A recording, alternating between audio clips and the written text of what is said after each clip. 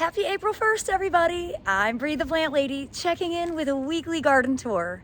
And as you can see, I am here in the freshly graveled woodland pathway.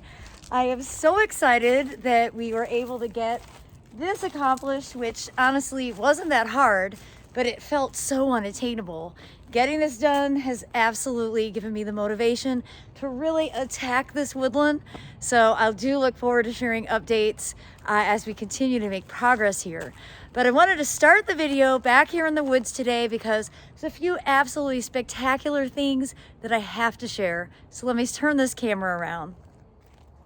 All right, look at that golden, absolutely spectacular perennial ground cover. This is the native Paccaria aria, and it is in jail not because the deer bother it, but because of this poor camellia that the deer absolutely decimate. The Paccaria is a rock star, and wow, I have it in other parts of the garden and it looks terrible. It really wants wet woodland conditions, and that's what I'm going to give it. My plan is to go ahead and dig it up everywhere else that I have it because it looks miserable in the upper parts of the garden where it gets too much sun and not enough water.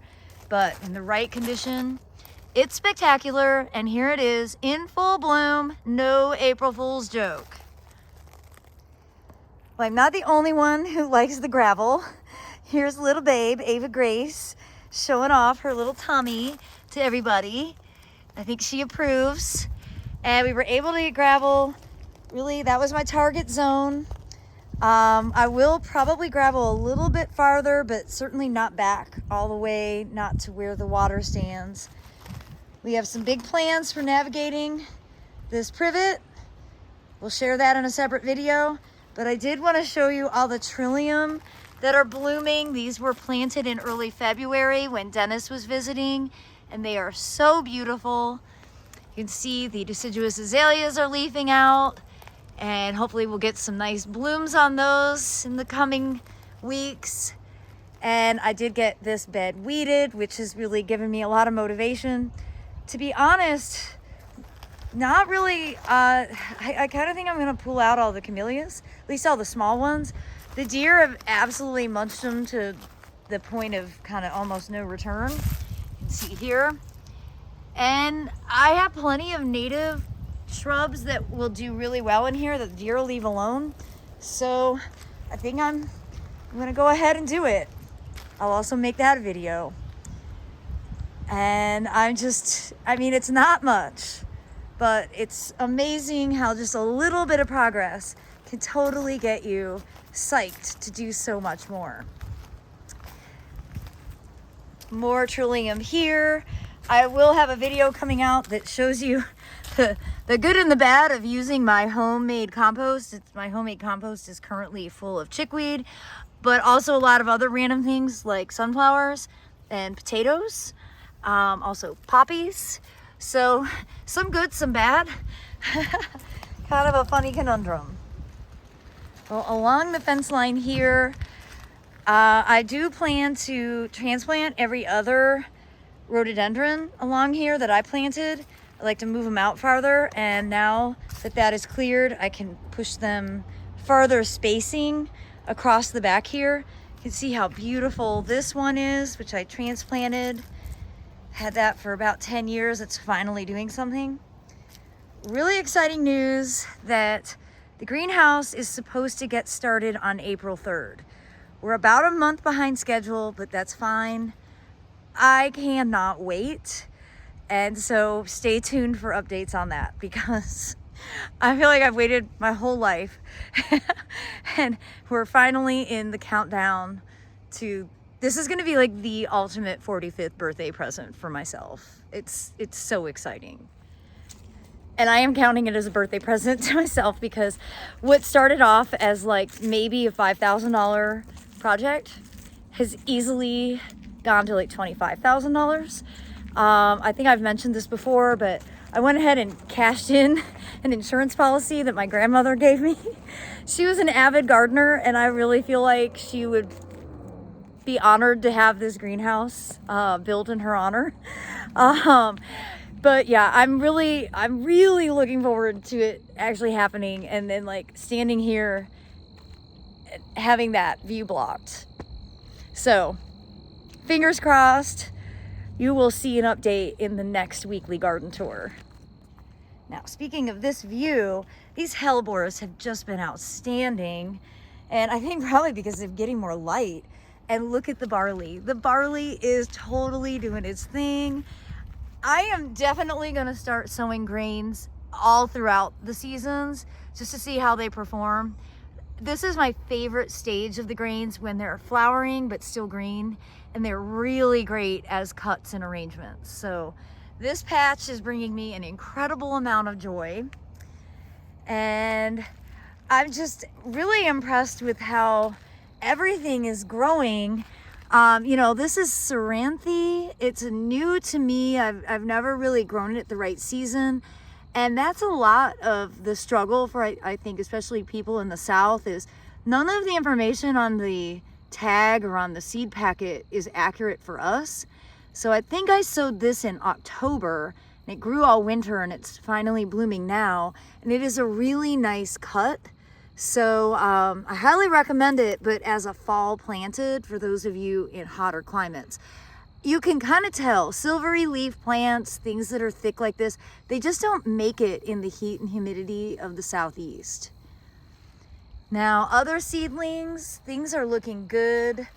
There's a little cold damage from this week's frosts that we had. But I wanted to show you here, the arum are starting to flower. So the arum are winter active. They have foliage all winter, and then they bloom now, and you can see how they're in the aroid family. And then they'll get red berries. That's their seed. That's their mode of sexually reproducing themselves. So I think the flowers are really cool. And overall, I think it's a great plant. It does have a tendency to spread maybe a bit abundantly, so beware of it in certain climates. This is like a native to the Mediterranean, and it can be a little bit overseedy, but because it's summer dormant and winter active, I've not found that it's a problem. Well, I have to show you these gorgeous daffodils. And little babe likes them too. And earlier today, there was a swallowtail butterfly floating around gathering nectar from them. And this border is really looking nice. Again, these are all daikon radish that are blooming. It just goes to show you why it's good to have diversity in your cottage garden mixes, is that the show will start really early and then it'll continue. And you know, every couple of weeks, different species will really start to show off. It's getting really windy, so hopefully the audio isn't totally wrecked right now. But this morning, there's a butterfly right there. This morning, there were 5 swallowtails on this native azalea. It was so exciting. I didn't have my phone on me to capture it, but I did capture it when there were 2. And it's not just the yellow swallowtails, there's also black swallowtails. So good, really great to see that so early in the season. And everything here is looking good. You could see the fava beans, they just keep on going. They are the coolest plant. I'm so impressed, and you know, they look great in this container, although that container dries out really fast. I have to say, I think I prefer them in the ground. They're way less maintenance planted in the ground. And they look just as good. Those were planted on the same day back in October. And as we make our way around here, I am shocked to see how tall the Phlox paniculata Bright Eyes is already. You know, I usually do the Chelsea chop, so I cut it in half when the Chelsea Flower Show is going on. I think this year I'm going to have to cut it in half earlier than that. The reason you do that is, if you don't, it gets so tall when it flowers, it'll flop over. And by cutting it in half, it'll give it better structural integrity and actually more flowering. It also delays the bloom a little bit. So overall, it's a really good practice you can do with a lot of different perennials, native and non-native. Well, that redwood's days are numbered. It's definitely dying. I've sent a sample off to Extension to learn what the cause of it is. And I got in here and kind of spruced up these pots. There'll be a video showing you that process. And of course, last week, Aiden and Abby got this patch of broccoli planted. So our next round of broccolis are actively growing. Always an exciting thing to have. On my list for this week is to cut back a lot of this arugula, especially stuff that's in the path. I do not want the paths to be blocked. It was my goal after last year, which everything was blocked last year. I'm not going to let that happen again. And coming along the north side, we've got more lilacs in bloom. And this one, I believe this one is Lilac Sunday. Oh, and look, there's a swallowtail. This actually smells like what a lilac should smell like northern lilacs. These are both hybrids from the National Arboretum. You can see butterflies love them just as much as people.